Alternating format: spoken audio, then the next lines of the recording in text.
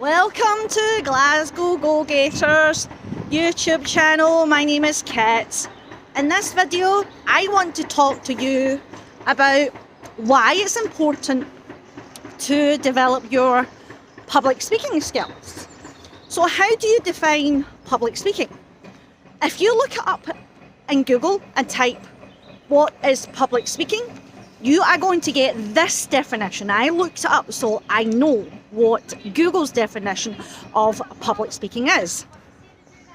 It says public speaking is talking to a live audience who are sitting in front of you. Now this is the traditional way of how people define public speaking. So in my opinion, yes, that is only one definition of what public speaking means. I've been a member of Toastmasters International, which is a global organisation for their members to develop, master the art of public speaking. I'm going to give you my own definition of what public speaking is and is not. Since I've been a Toastmaster from February 2016, I strongly disagree with the only one definition that Google tells you. Public speaking is when you're talking to a live audience. Why do I disagree with that? Public speaking is communication. So when you're communicating with someone, they don't have to be live, as in person. Now this is because you could be talking to someone over the phone. You could be talking to someone online, like what I am doing right now. You're going to be watching this YouTube video online, on YouTube. So I can't see you. You can see me. However, it's not in real time. You're not seeing me right now, right here. Therefore, you're not my live audience. However, you still are my audience because you're watching this video. So that's communication. And that's public speaking. Because I'm out in public. I'm out in the park. This is my local park. I'm talking to you, even though it's through a screen. I'm talking to you. I'm communicating with you. I'm sharing my ideas, my knowledge with you. Therefore, it's communication. That's what public speaking is. It's communication. Because there's an act of communicating with you. That's a simple definition of what public speaking is. If you think about it, ponder about it, what are you doing when you are speaking in public? You are communicating in some shape or form. You're either making a complaint, you're selling, you're sharing a story, you're... My goodness, I'm breathless from climbing up the incline. You're selling your product or services. You're sharing a story, making a complaint, you're persuading someone to adapt your ideas, you're persuading someone to do something that you want them to do. For instance, I'm a parent to 3 sons. Now, how do I persuade and influence my sons to do something that I want them to do, yet they don't want to do it? So I need to use persuasion skills to persuade them to do what I want them to do and they're not willing to do. For instance, nobody in my household enjoys doing the dishes. I don't enjoy it. My sons don't enjoy it because it's a tedious, mundane and boring chore. Now how do I get my sons to help me do the dishes so that I can have more time to do my own things? So my way of persuading them to do it is what's in it for them. With my youngest son, it's quite easy. I'll tell him, do the dishes for me and you'll get pocket money. Now, there's an incentive, there's a carrot dangling in front of him. Oh, if I do the dishes for mum, I'm going to get pocket money. With my eldest son, it's less about money because he's much older. He's 27 this year. Youngest son, Calvin, is 16 this year. So, eldest son has more life experiences where he'll think, oh, if I'm doing the dishes for mum, I'm helping mum around the house because I live here too, so I have a responsibility to do the dishes when she asks of me. So it's different kind of persuading, it's different kind of communication, yet it is still communication. Even though we're not doing it in public, it's still communication and persuasion. So that is why it's important to develop and master the art of public speaking, because since I've become a Toastmaster, I've developed my communication skills. No, it's not perfect. Sometimes I go back to my default where I communicate in a non-productive way where there's conflict.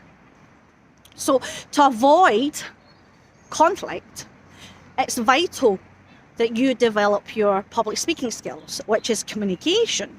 Now, obviously, sometimes I'll go to my default setting and communicate in a non-productive and sometimes offensive way, controversial, and I can be difficult to deal with. And that's the last thing I want. So that's why I have continued with my Toastmasters journey since February 2016.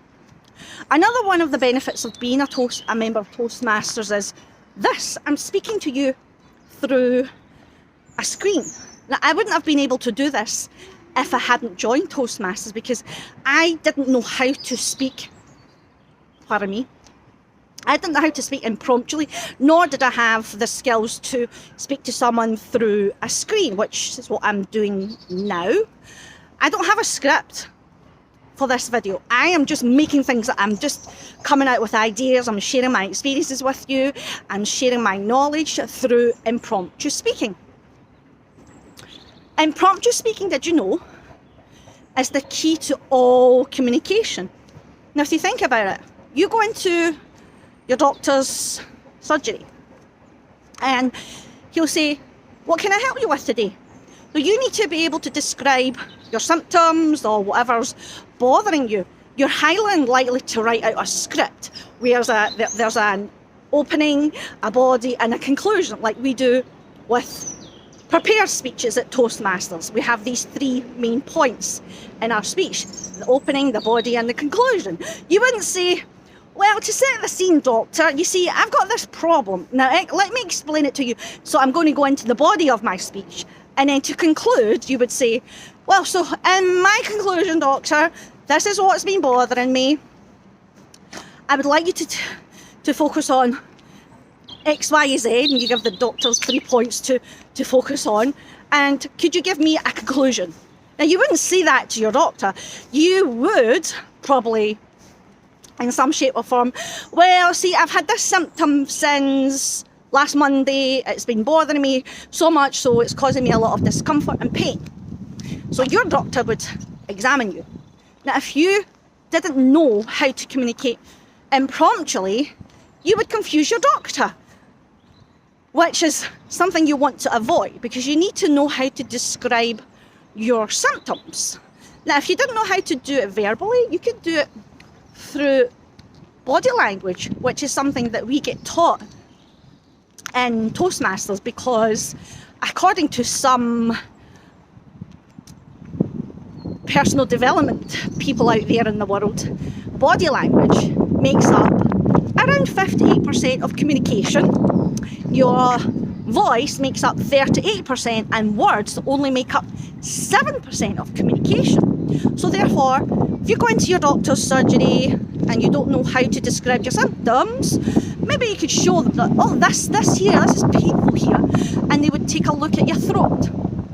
They would ask you to stick your tongue out open wide, and I'm going to examine you, take a look at your throat and see what could be bothering you. So it doesn't have to be verbal communication. Communication is complex, and it's a subject that I can talk about all day and all night, because I've been into public speaking since I joined Toastmasters in 2016. Another bonus of getting into public speaking and developing those skills is you develop yourself on a personal level, as well as maybe for your career or getting that promotion at work. You will be able to listen, and what I mean by that is you listen to people with the intent to understand them more. Like, I'm still working on this because I haven't mastered the art of listening with the intent to understand people sometimes. There's still a lot of work to do there, because when someone tells me something and I disagree with them, I will say, without thinking and acknowledging what they've shared with me, oh, I strongly disagree with that, and I would tell them why I strongly disagree with it, instead of acknowledging, yeah, right, you do have a very valid point there. Oh, how did you come up with that conclusion? Oh, I like the way you think. And sometimes we listen with the intent to form a reply, because we're so excited to share what's going on in our mind. We're not listening to the speaker with intent to acknowledge and understand them. And this is one of the main conflicts in human relationships, because when someone is sharing something with you, such as their ideas, their experiences, their opinions, thoughts and feelings, and you don't acknowledge them, they don't feel heard. They don't feel valued or important. And this is something I struggle intensely with at times with my husband, because I'm such a talker, and when he shares something with me, which is sometimes rare, I go into my default and just talk without acknowledging what he shared with me, without acknowledging his opinion, and I go on my default, which is to listen with intent to form a reply. It's something that I am not aware of at times. I go into my default setting because I'm such a talker. I love to talk, hence why I got into public speaking, because I can talk. And sometimes it's not a good thing when all you do is talk and you're not listening, active listening, which is something that we learn at Toastmasters. It's important that we learn to actively listen to someone, where we stay silent, we'll listen, take in their information, and acknowledge them. Oh, I see, with these acknowledgements. Oh, I see. Thank you for sharing that. Oh, how did you come to that conclusion? Wow, I had no idea that this was the case. Or asking questions.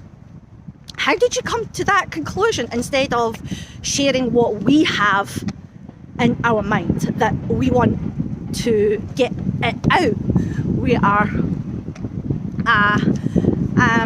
what I think is the way we were taught to only listen with the intent to get our own thoughts out there is because we weren't taught how to actively listen in school, or by our main caregivers, such as our parents. I remember whenever I expressed my thoughts, my feelings, my parents would totally dismiss it. Oh, don't you dare think that, or don't be stupid, that's a crazy idea, get that out of your head. Now, these are dysfunctional behaviours, so it doesn't teach us if our main caregivers are not listening to us with intent to understand us. So we are doing that to others because that's the way we were taught by our parents and at school as well. When did you feel you were listened to and acknowledged when you shared something with your teacher. They would probably think you're daft for having a crazy idea. And I certainly remember my teacher, when I shared something with them, and I remember getting put on the spot, and they said, don't be daft, that can't be right, that can't be possible. They could have said, wow, I like the way you think, Kit, how did you come up with that idea, or where did that come from? So it didn't help me to develop my active listening skills. I'm stopping here because the construction site is up ahead. You might just see it.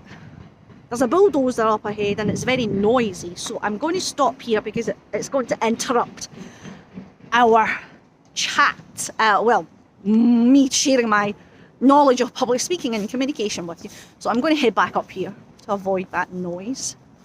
Yes, what I was saying is, we were not, the majority of us, were not taught how to actively listen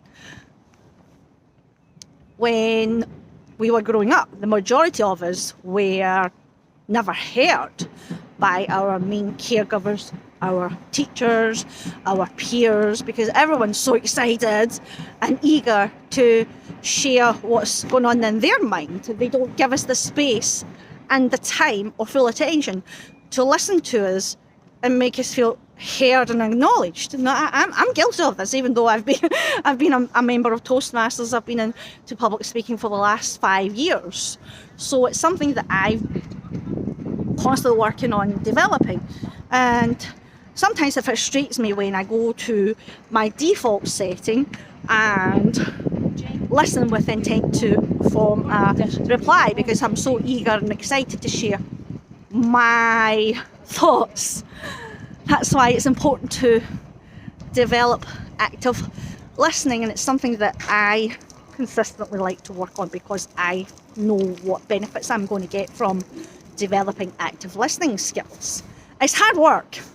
It's not easy because we will go to our default, which is to listen with intent to form a reply. Can you hear that noise? I think I'll end this video here because I'm not keen on moving forward with this video because there's a construction site up ahead and it's noisy, so you might not want to continue listening to me yapping on and on with the background noise. I hope you have a great day. Take care and stay safe. It's bye from Kit.